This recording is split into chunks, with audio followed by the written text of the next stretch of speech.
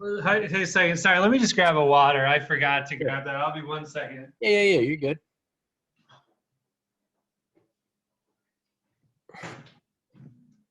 All right. Alrighty. Start recording in 3, 2, 1. And we are recording episode 279 with Mr. Ben Westhoff, author of Fentanyl Inc. And I've also been doing this with a lot of guests where I ramble on like an idiot. So before I even start, how about you introduce yourself, sir?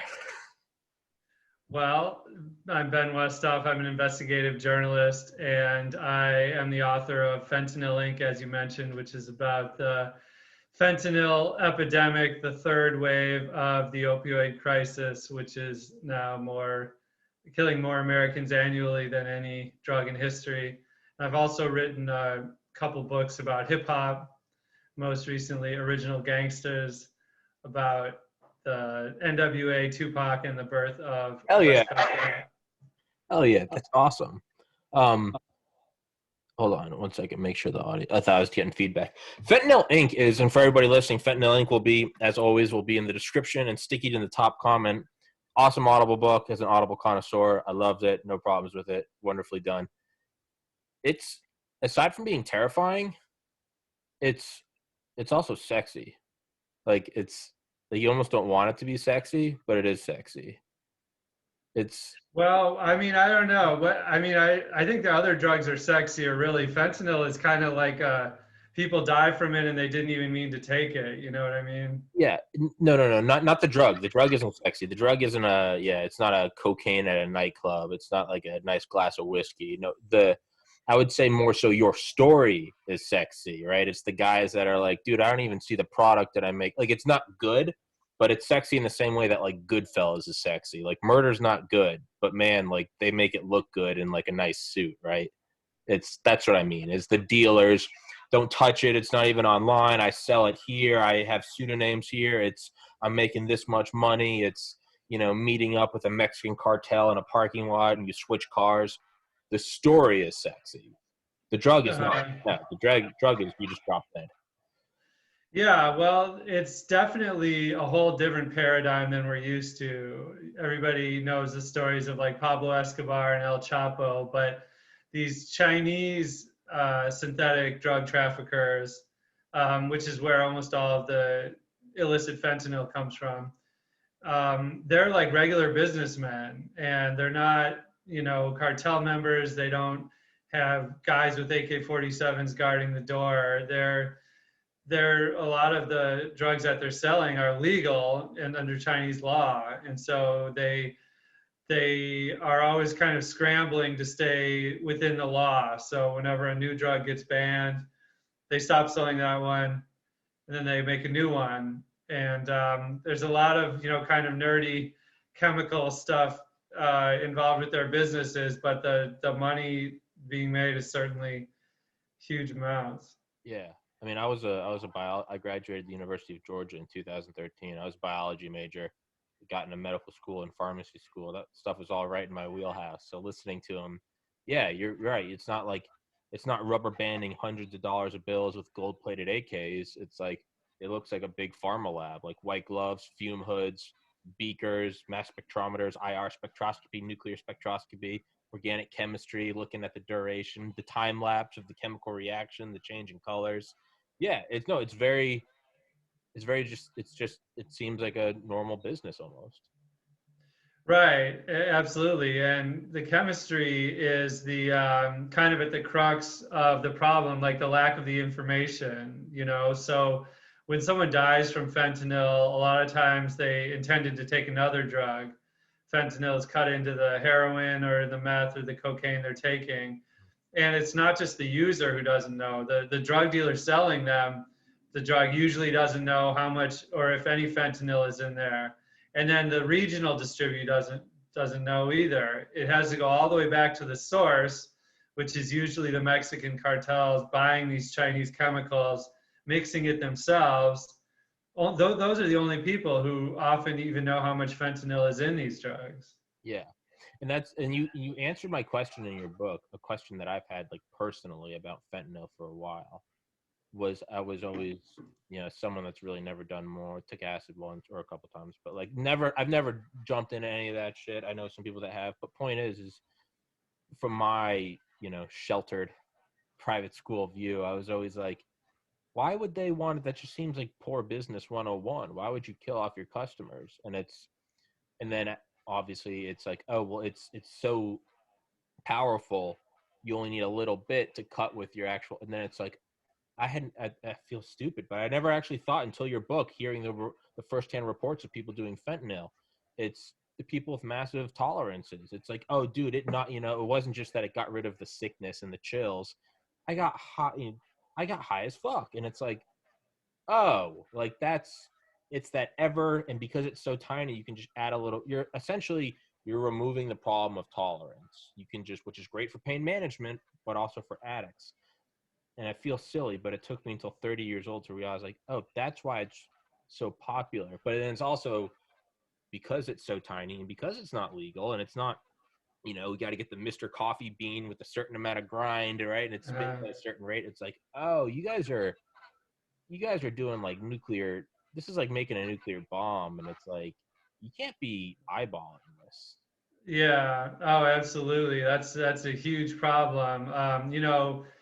The fentanyl that people take in hospital settings, it's all like very safe. It's completely safe. There's people whose job it is to correctly mix these solutions and administer them, anesthesiologists. But your average drug dealer and drug trafficker is doesn't have this training, doesn't have the tools to do it right, and like you said, you would need a mass spectrometry. Man, I'm It, butchering that it's equipment just to be able to tell what's in this stuff, and no one really has the access to that.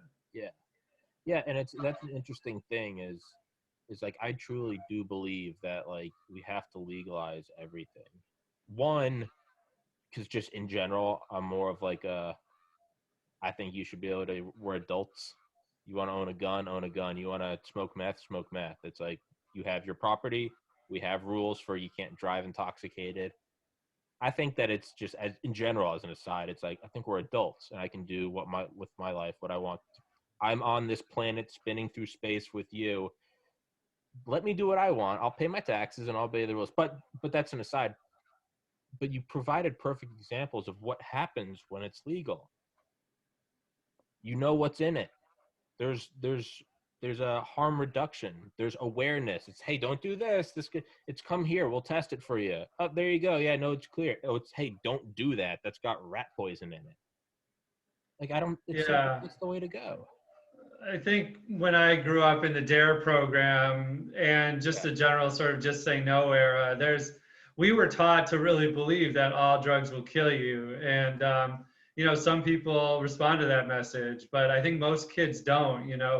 Once most kids find out that, smoking a little marijuana is really not going to kill me, um, they start to doubt all the messages. Yeah. And I think kids are smart enough to be able to handle a little nuance, and they can understand that, like, if you tell them, if they know you're being honest and you tell them, listen, any pill, any powder that you buy in the black market these days could have fentanyl in it and it could kill you, that message is going to be something they're willing to hear.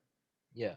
It's and yeah. The comedian Duncan Trussell said that, and I remember that from several years ago, and that always stuck with me. Is like when you grow up hearing that like you smoke marijuana, you're gonna be dead by Christmas. You're gonna be selling out your sister to prostitution and breaking into banks, and then you smoke it, and you're like, dude, I just listened to Pink Floyd or watched Anchorman and laughed my ass off, and you're like, with this, there's nothing wrong with this. And then you see the same government official or the same teacher and saying, don't smoke marijuana because you know what? And then they also say, and don't smoke meth, and all of a sudden you're going, well, they just lied through their teeth because that pot was awesome.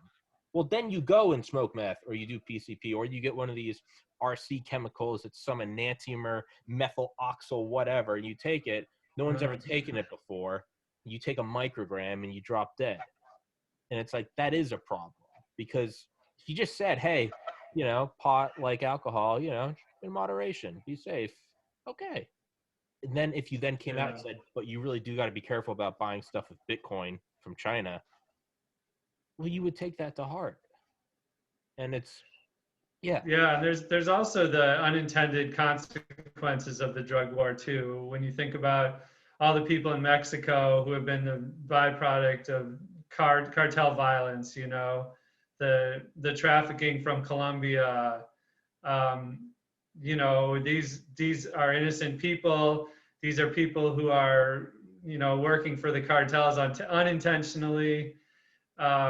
There's all the border trafficking, and it's, you know, I think it was Milton Friedman, the conservative economist, who said that basically drug laws literally, you know, enrich the cartels. That's what the laws were designed to do. Yeah. So. Yeah. Oh no, the one thing you could do to just wipe out cartels, just make it all legal here. Who the hell is gonna risk their life running pot across the border when you can just waltz on down to CVS, get a Sprite and like a bag of OG Kush? Like it doesn't matter, right? Yeah, this idea that, like, if, you know, I don't know how legalizing fentanyl would look. I don't know if you could buy it in a CVS or something, but like take what's that stuff, Everclear. You know, Everclear is about the strongest booze you can buy, right? But people aren't like rushing to the liquor stores and like No. buying Everclear. You know, people have common sense. Yeah. I mean, yeah, in college, I remember freshman year at Valdosta State University, yeah, they had jet fuel. It was Everclear and an orange slushy. And you would drink that, and it was like, you know, if you have that, that's the last one you're having tonight. And they like wouldn't serve you because they could tell because your mouth would be orange. Yeah, I worked at a liquor store for like 6 months this year. Yeah, there was Everclear. I don't think I ever once stocked that shelf. Maybe one frat boy bought it one time. But you're right. No one's, let's go get. I have drank less. I drank more between the ages of 16 and 21 than I did between 21 and 30. And it's Yeah. not, we can buy alcohol now. It's, you know, it's, I've never bought a cigarette. I rarely smoke pot anymore, but it's just, we're not going to be rushing to it, right? Yeah, I think cigarettes are a great example because that's an example of something that was, you know, has always been legal, but it's been sort of taxed and regulated down to the point where fewer people die from cigarettes every year. yeah, And that's, you know, it seems like a good example for other drugs. yeah.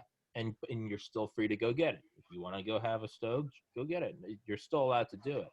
And it's what I always think, and you brought it up with the drug war, is that it's like, let's look at alcohol prohibition. Like there's this, so for anyone out there that's maybe not about, you know, drinking and smoking, like you may be conservative, fiscally conservative, well, it's like, this makes sense. This isn't just some like, you know, this liberal idea. It can also be a fiscally conservative idea. We spend, let's just say $100, obviously that's off by orders of magnitude. Let's say we spend $100 a year on the drug war.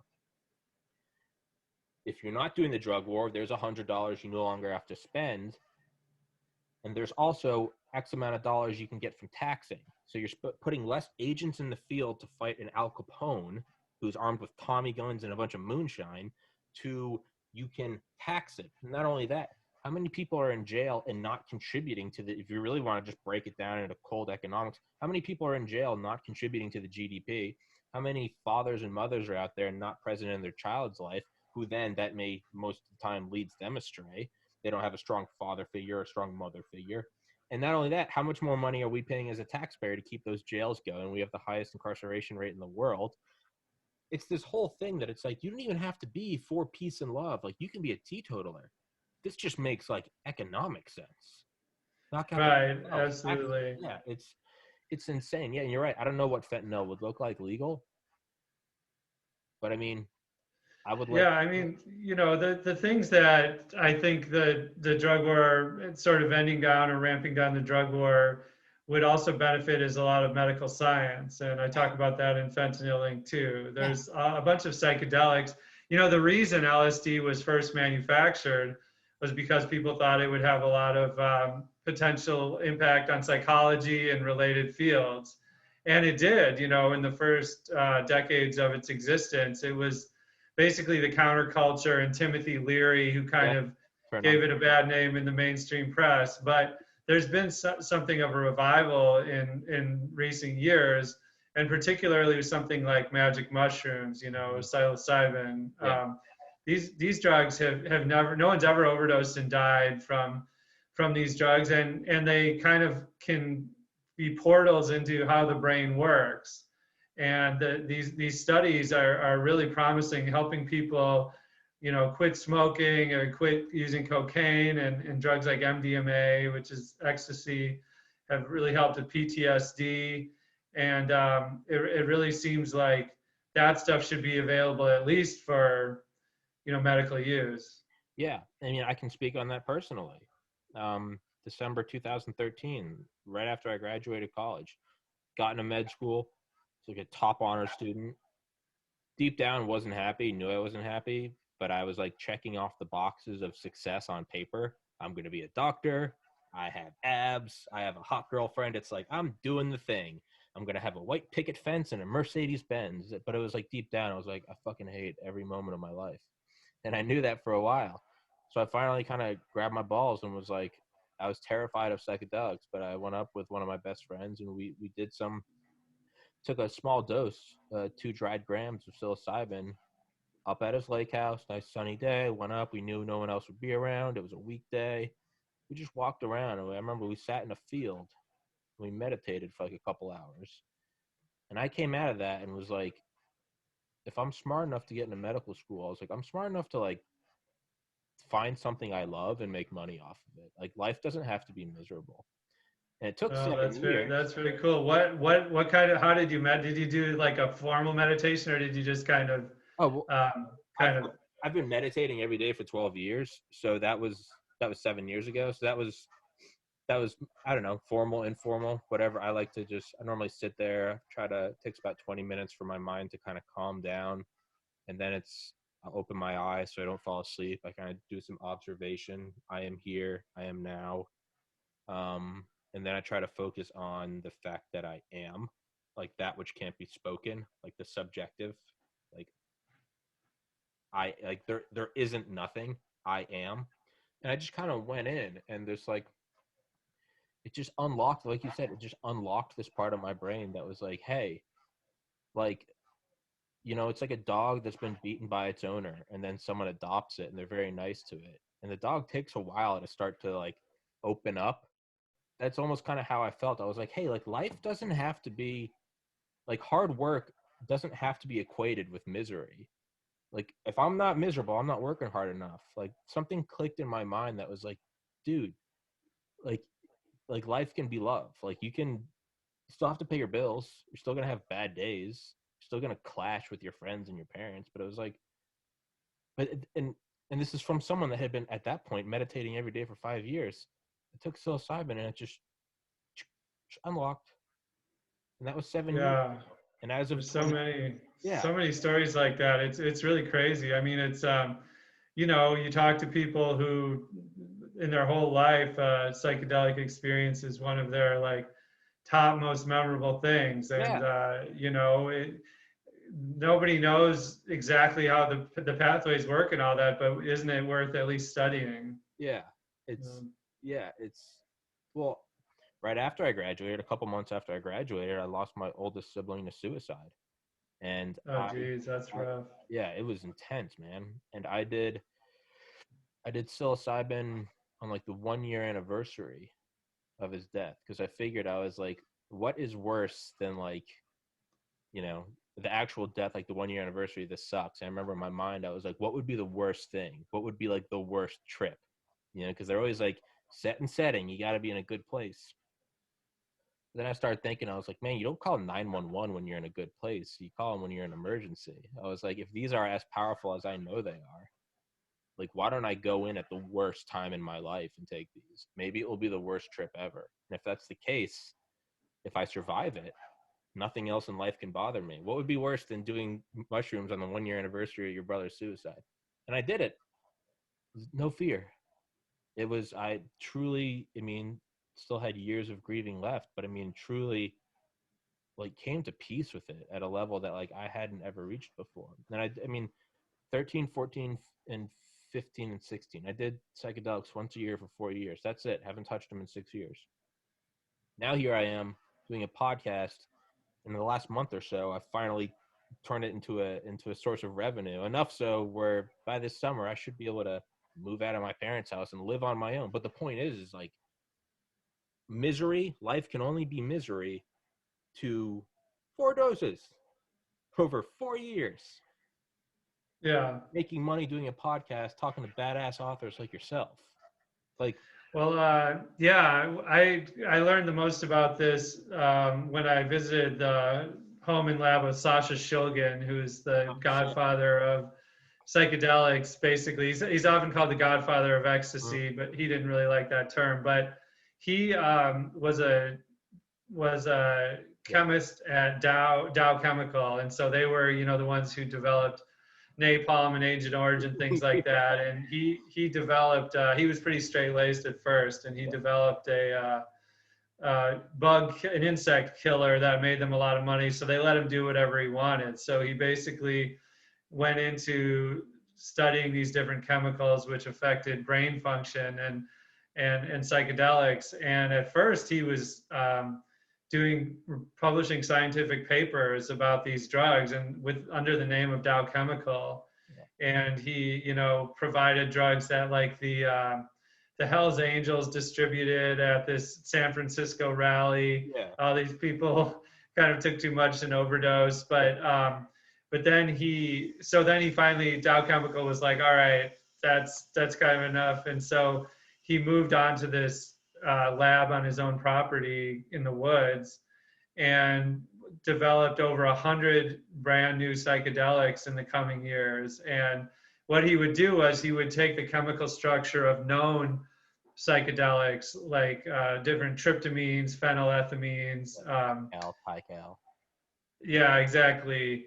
And he would so he'd take like mescaline and he would just slightly tweak the chemical structure so that you had something that was similar to mescaline, but it had a different reaction. And then he would test it on himself and his wife. Yeah. And they would start with a really tiny dose, nothing happened, increase the dose until finally he feels something, and then he would sort of write his observations. And this was not, typically the way science is done, but he couldn't test it in good faith on other people. And if you test these drugs on animals, they're not going to give you the reaction you want. But eventually, he came onto ecstasy very early after it was popularized, and he started sharing it with all these psychiatrists he knew. And these psychiatrists shared it with others, and they had all these sessions where their patients would have the most profound breakthroughs of their lives. And this was in the early 80s by now, when ecstasy was still legal, MDMA, and they would sell it in bars, even like this place in Texas, where you could get like a gin and tonic and 2 ecstasy tablets, and that would be on your bill. The FDA kind of got scared off by these kind of random horror stories, which they always do, and consulted studies that weren't really applicable, so they ended up banning it in the mid 80s. But the power of the drug, it's a hard thing, because so much of what's called ecstasy that's out there right now is not pure MDMA at all. And if somebody sells you what's called ecstasy or Molly, it could have fentanyl, it could have something else. And so I always tell people to use what are called drug checking kits. They have fentanyl testing strips, and they have these kits. I talk about them in Fentanyl Inc. a lot. There's a company I really like called the Bunk Police. Yeah. And you can just Google them, and they have really affordable, really effective kits. Yeah. And I will tell you immediately if you've got real ecstasy or some adulterant. But people who've used real ecstasy, especially in a supervised lab setting, have had, like we've been saying, these really profound reactions. Yeah, Bunk Police. What were the other ones? Dance Safe. Dance Safe has some too. Yeah. Was it Energy? Was that one of them? Energy Control in Spain. Yeah, they'll test your drugs for you. You can send them your drugs, and they'll. You have to live in Spain for it to be free, but others can send it for a cost. Yeah, I went to Tomorrow World in 2014 in Atlanta, and yeah, I remember seeing people. It's Tomorrow World was such a trip. I didn't even need to do anything. I just went there and I felt high. But yeah, they had testing strips there and shit. But like, it's kind of weird. You see everyone in like bunnies and half naked girls in angel wings, but they're doing like OChem. You're like, what is going on?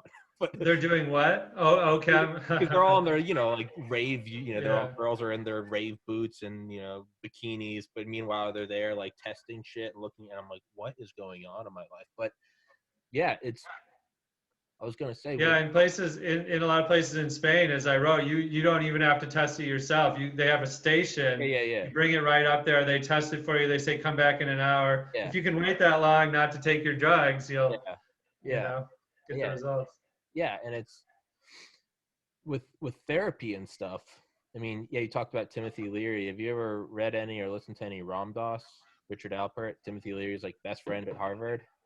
Yeah, a little bit of that stuff. Yeah. Yeah, yeah. Richard Alpert's got some. He died last year. He was like 90 something. But I loved his. I'll email it to you. I love his like 15-minute recount of like meeting Timothy Leary and then them taking mushrooms together. It's a thing of beauty. I've listened to it like Oh, interesting. Yeah, yeah. I would be interested in that. Oh yeah, he's like, and I became drinking partners with a man, and his name was Timothy Leary, this mad little Irish man. He's like, but yeah, he's like, yeah, taking mushrooms, and he goes, I remember I had met him, and he was sitting in a field, and he goes, Richard, I just ate these mushrooms, and he goes, I've learned more in 7 hours than I have in 27 years of cognitive psychiatry. And he was like, so we canceled our like trip to Mexico, and we just did mushrooms, but yeah, Yeah, Timothy Leary is such an interesting character. It's like he was really kind of revered by my parents' generation for a while, but then he like really fell out of favor. I think with a lot of the harm reduction activists or people who want to see these drugs legalized, and they kind of blame him for yeah, making a spectacle of everything and making the straight world yeah, turn out. But I think there's another sort of little revision about Timothy Leary now. People are sort of going beyond the public image and reading what he actually had to say. And there's definitely a lot of interesting stuff there.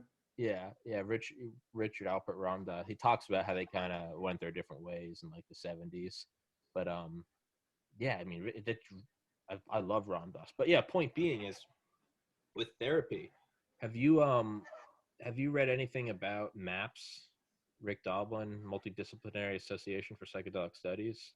Yeah, absolutely. Yeah, I think that's the future of psychiatry. That's Yeah, so do I. I mean, it's they've really done groundbreaking work, Rick, and then there's what's the other organization with David Nichols that I talk about in the book? They too have really pushed the envelope in terms of doing psychedelic studies. And I think countries like, I heard Norway was on a fast track to legalize MDMA for medical use. And I honestly think the tide is turning so quickly yep, in this country even that yep, if you told me that in 10 years the whole US had legalized psychedelics or MDMA for medical use, I would honestly believe you. yeah. By 20, oh yeah, oh yeah. I remember when they first decriminalized marijuana. Yeah. Like this is the foot in the door. I was like, you can't, because now the internet exists. You can't put it back in the bottle like the 60s. Yeah, I remember listening to Cypress Hill's album. They had that song "Legalize It," Yeah, and I was 93, yeah, and I was like, "Come on, that's pie in the sky. Like that's ridiculous. They're never going to legalize it." And then in California, 3 years later, it was medical marijuana passed. yeah, So stuff yeah, happens so fast. yeah. It started slowly, and what took the reins was it wasn't just a bunch of hippies. What happened was is people started making big money, and it was like, oh, there's money to be made in this. There's money to be made in head shops and medical marijuana and just high strain, just perfect purity, right?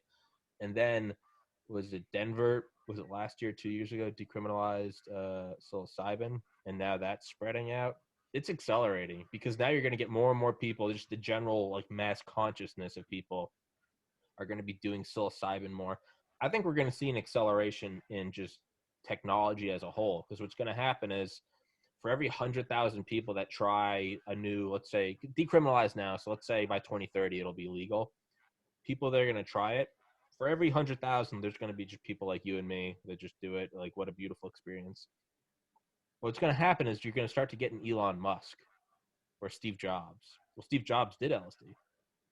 They're going to do something, and they have the power to sort of potentiate their change in mindset, be it wages, be it green technology, one of these movers and shifters. So instead of just some girl ranting on Instagram, save the trees, save the whales, like, sure, that's great and everything. And you and I can sit here and go, peace and love, Timothy Leary.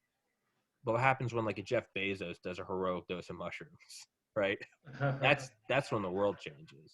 That's I when, think there is a book or at least an article about the Silicon Valley and oh, sure. LSD and Oh how yeah, the innovation. rise of them both. Yeah. But yeah, right. New York, you got like Adderall and cocaine, right? Vegas is like a ton of alcohol, and it's just, well, yeah, innovation, yeah, microdosing, yeah, it's insane.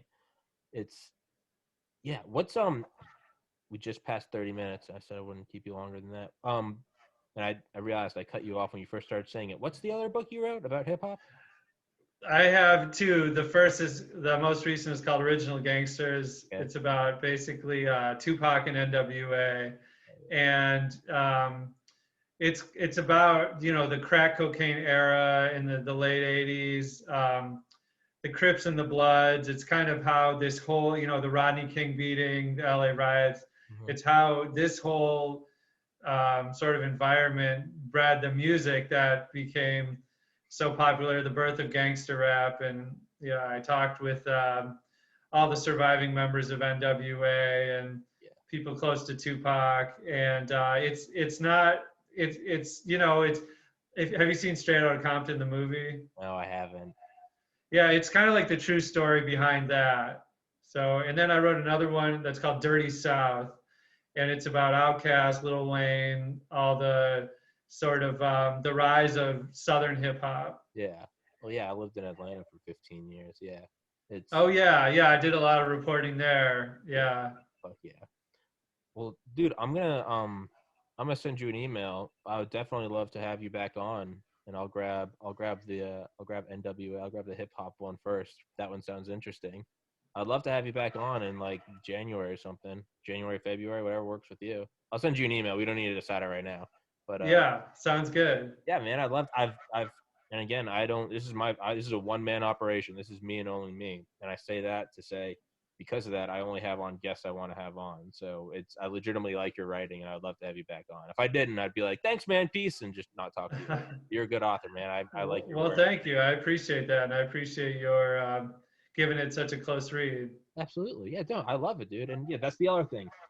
Authors always say they're like, oh, you know the book well. I'm like, dude, if you're gonna give me your time of day and give me content, I'm gonna read your book and I'm gonna take notes. Like I treat it like a pre-med. I treat it like the MCAT. I'm like, if he's gonna come on and talk about Fentanyl Inc., I'm gonna know Fentanyl Inc. So I appreciate it, man. You're a good author. Everybody listening, check it out. It's a great book. It's a quick listen. It's badass. It's scary as shit. That's the other thing. It actually did have an effect on me. In that in 2016, I did get like synthetic LSD online. That's the last time I did it. Do you know what the exact drug was? It was 1P LSD and I think ALLAD. I got it from Okay. Lysergy. That's the only time I'd ever used Bitcoin. Was I found it and had it shipped from Canada. Yeah, Lysergy. Yeah, it was 1P LSD, ALLAD, and there's one more. I did them separately. 4-ACO DMT, which was like a synthetic precursor to psilocin, not psilocybin.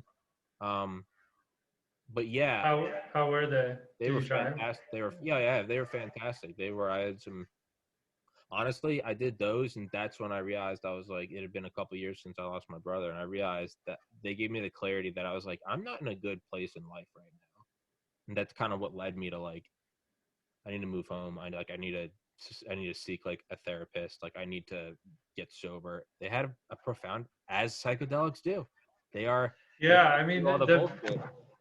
I'm sure most of your listeners have never heard of the drugs you mentioned, but the bunk police, they're like so sophisticated. I like almost guarantee that they have tests for Oh yeah. even the most obscure drugs like you mentioned. Oh yeah, ALLAD 1P LSD, LAD 52. Oh yeah, no, it's all these enantiomers and shit. And I haven't done psychedelics since then. But listening to your book, it actually gave me pause, and I was like, what if that wasn't reputable? What if that was laced with something? And that scared the shit out of me. And I don't think I'm going to be ordering things online, but but that is like, that's the problem though, right? Marijuana's bad, and you smoke it and you realize it's not bad, so then you have no problem ordering something online. And shit, what if it does kill you? But it's Yeah. Well, in Fentanyl Inc., for Fentanyl Inc., I also went to China and I yeah, infiltrated yeah, a drug lab where they make fentanyl and fentanyl analogs, synthetic marijuana. And it was this whole process. I had to like win over this yeah. guy and convince him I was a drug dealer. And You join on this? it kind of reads like I don't know, like a crazy adventure, I think.